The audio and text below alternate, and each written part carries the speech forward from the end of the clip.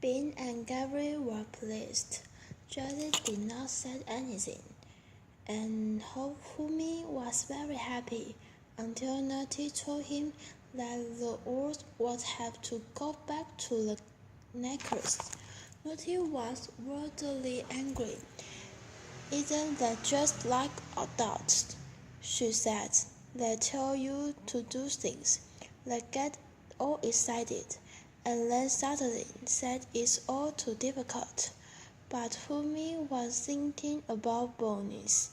He was no longer frightened of his large, hungry horse, and he knew that Bones was already a very friendly animal.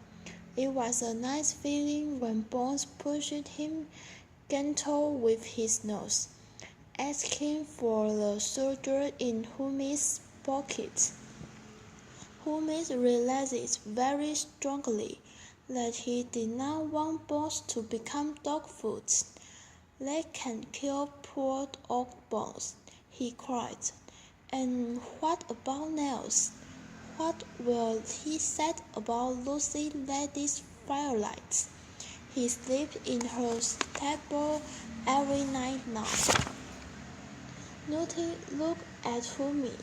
"Now there's an idea," she said softly. Nels, he could be in the team. He's going to be a good rider, and he's an excellent swimmer. He can teach the rest of us, and I will be in the team too. Never mind the rubbish about not having girls. I can ride better than anyone at Jericho's. She turned to Humi, her eyes bright with excitement. "Will you go on with the competitions? If that will save Bones?" she asked. Humi thought about it. "Yes," he said so slowly. "Yes, I will." Lucy went to find Nels and explained her idea to him. "You had to be careful with Nels. He could get very angry for no reason. It was hard to like him." Nels looked at Lucy coldly. "They won't want me in their team," he said. "It's not their team anymore. It's us. Our team.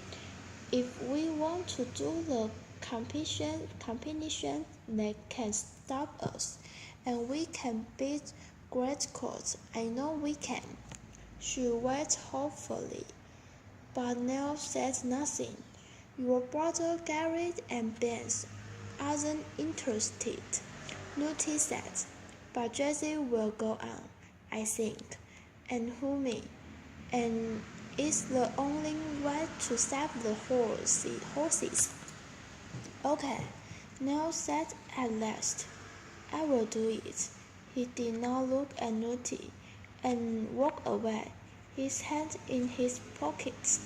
Jesse agreed to the plan as well, but said the riding was too difficult for him. Nutty began to worry, and decided to go and see what Uncle Ben thought. "Well, I think the riding teacher was a bit hard on your horse," he said. "After all, you only want to ride across country for a mile or two. You need that nice of hers. Biddy Badwater should teach you all in a week." "But she's a foremost competitions rider. She won't teach us," replied Nutty. "And her lesson will cost an awful lot." "Well, offer her without instead of money," said Uncle Ben. "You can ride my knights, so you don't need a fourth horse." To their surprise, Biddy agreed to help them, not for Weasel, but because she liked doing things that seemed impossible. "You needn't pay me if you win," Biddy said, "and if we lost, asked Nutty.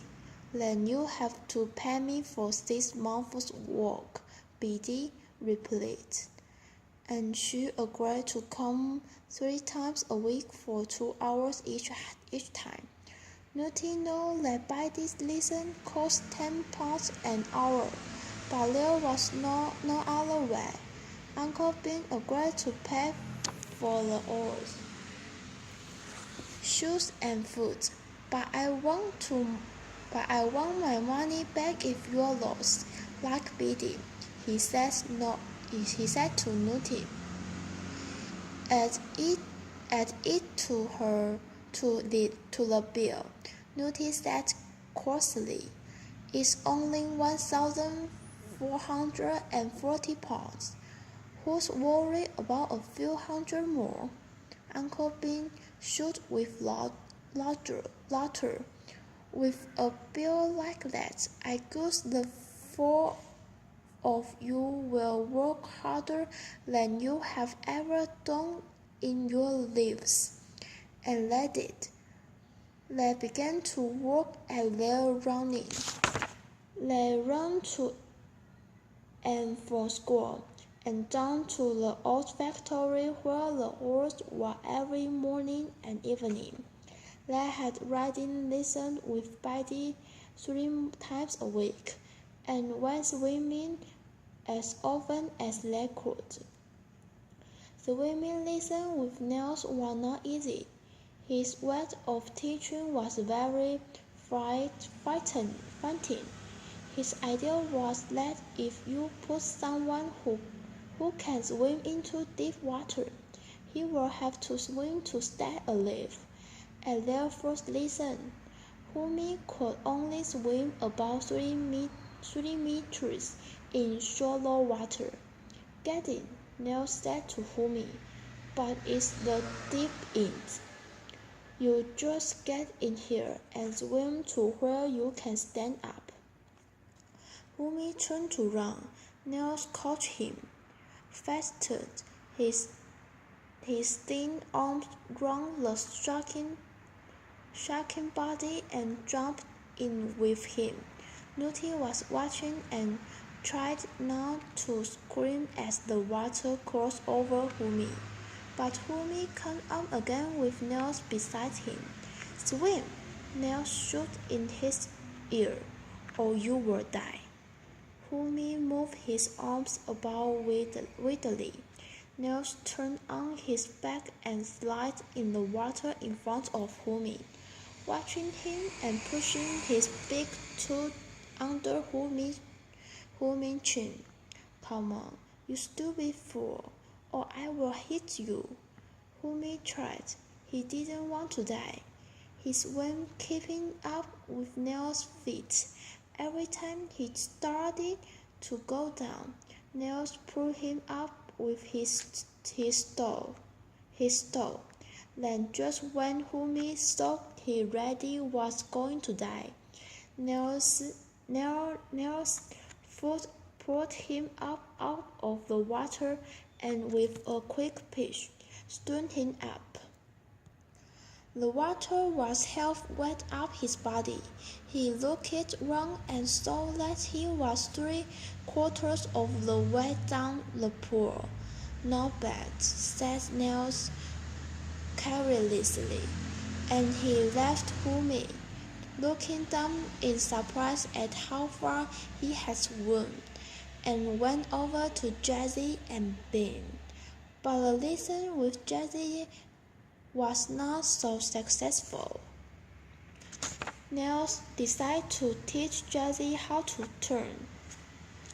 He was standing on the side of the pool, and as Jessie swam up to him, Nels put his foot on the back of Jessie's head and stepping in, taking Jessie's head with him and making Jess turn over beautifully. But Jessie did not seem to think that his was a very good idea, and he hit out at Nels under the water.